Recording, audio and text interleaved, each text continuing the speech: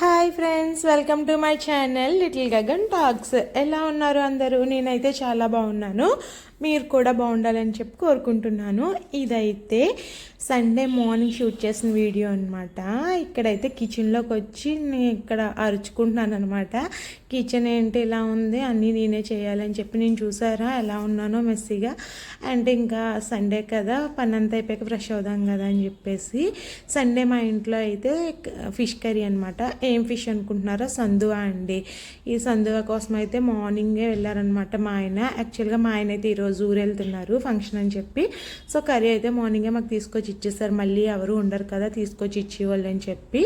అందుకనేసి ఇంకా ఆయన ఫిష్ అయితే తీసుకొస్తారు. నేనైతే మార్నింగే టిఫిన్ అయితే ఉప్మా చేశాను. ఆ పని అయిపోయిన తర్వాత కర్రీలోకి అయితే వచ్చేసాను. ఆల్రెడీ ఉప్పు పసుపు పెట్టి క్లీన్ చేస్తాను చేపల్ని అమ్మ అయితే. కానీ మళ్ళీ నేను ఇక్కడ మంచినీళ్ళతో ఒకసారి అయితే కడుగుతున్నాను.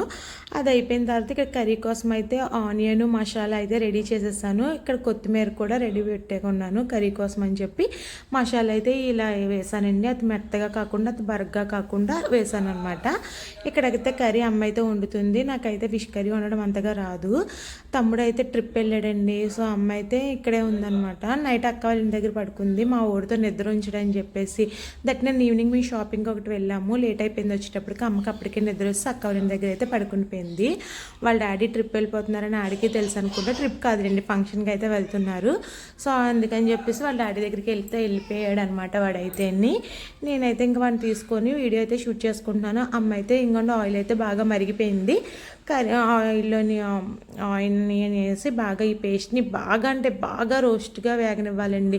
ఎందుకంటే ఇందులో పచ్చివాసన అంతా పోవాలి. లేదంటే వాసన వచ్చిందంటే కర్రీ అయితే మొత్తం బాడైపోద్ది. సో ఇదైతే చాలాసేపు అయితే వేగనివ్వాలి.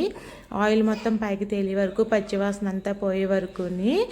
ఇక్కడైతే అమ్మ కర్రీ అయితే వండుతుంది. నేనైతే వీడియో అయితే షూట్ చేసుకుంటున్నాను. తమ్ముడు ఎక్కడికి వెళ్ళాడు అంటున్నారా?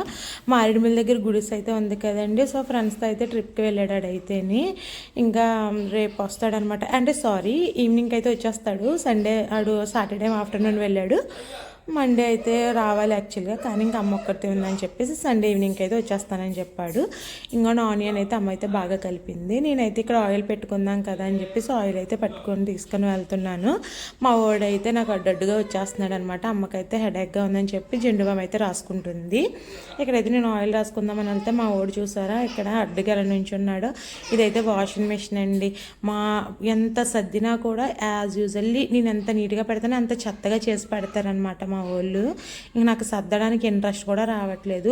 ఆనియన్ పేస్ట్ అయితే ఈ రేంజ్లో వేగింది, కానీ ఇంకా వేగాలి.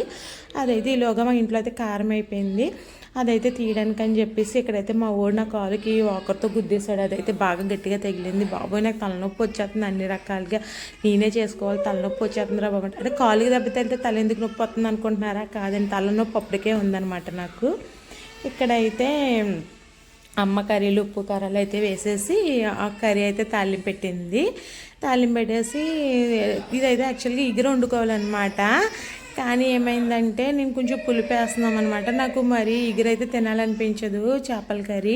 సో కొంచెం పులుపు కూడా యాడ్ చేసుకుంటా. అది ఆల్టర్నేటివ్ అనమాట. మీకు నచ్చితే వేసుకోవచ్చు, నచ్చకపోతే స్కిప్ చేసేసుకోవచ్చు. యాక్చువల్గా అయితే సందువాలో పులుపు అనేది వేసుకోవడం అవసరం లేదు. ఇగురైతే వండుకొని నిమ్మకాయ పిండుకొని తింటే సూపర్ ఉంటుంది. కానీ నేను ఇక్కడ పులుపు అయితే యాడ్ చేసుకున్నాము. చింత పులుపు అయితే వేసుకుంటున్నాము. ఈ చింత పులుపు వేసిన తర్వాత చేప ముక్కలు అనేది వేసేయాలి. చేప ముక్కలు వేసేసి బాగా దగ్గరికి అయిన తర్వాత స్టవ్ అనేది ఆఫ్ చేసేసుకోవాలి. కొత్తిమీర వేసుకొని ఇక్కడైతే అమ్మ చేప ముక్కలు అనేది వేసేస్తుంది అనమాట కర్రీలోని.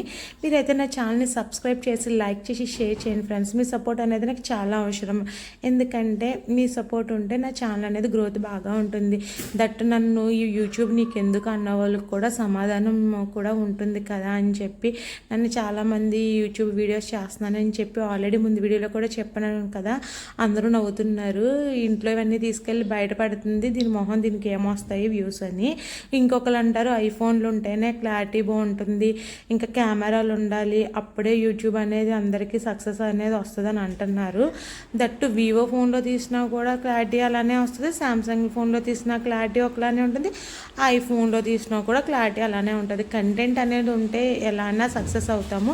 ఇంకొక విషయం ఏంటంటే కంటెంట్ కోసం విషయానికి వస్తే కర్రీ అయితే ఈ రేంజ్లో అయితే ఉడికింది. అప్పుడు కొత్తిమీర అయితే యాడ్ చేస్తాను నేను.